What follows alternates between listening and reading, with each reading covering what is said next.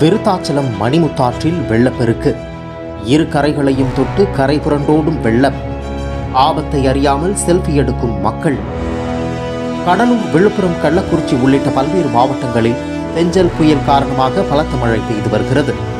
கள்ளக்குறிச்சி மாவட்டத்தில் பெய்த கனமழையின் காரணமாக கோமுகி அணைக்கட்டு நிரம்பி வருவதால் நேற்று முதல் கோமுகி அணைக்கட்டிலிருந்து உபரி நீர் திறந்து விடப்பட்டது.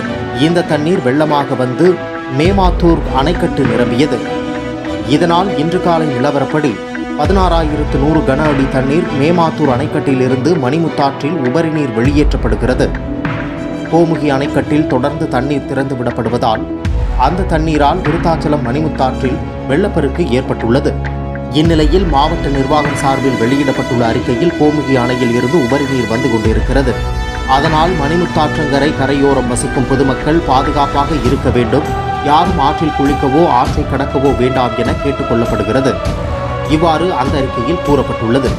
இந்நிலையில் மேமாத்தூர் அணைக்கட்டு, விருத்தாச்சலம் தடுப்பணை, விருத்தாச்சலம் கார்குடல் அணைக்கட்டு ஆகியவற்றை பொதுப்பணித்துறை அதிகாரிகள் தீவிரமாக கண்காணித்து வருகின்றனர். விருத்தாச்சலம் மணிமுத்தாற்றில் வரும் வெள்ளத்தை விருத்தாச்சலம் பாலக்கரையில் அமைந்துள்ள பாலத்தில் நின்றவாறு பொதுமக்கள் நீரோட்டத்தை கண்டு ரசித்தனர். மேலும் கரையோரம் மக்கள் கூடி நின்று ஆற்றில் செல்லும் வெள்ளத்தை பார்வையிட்டதுடன் ஆபத்தை அறியாமல் ஆற்றோரம் நின்று செல்ஃபி எடுத்து வருகின்றனர்.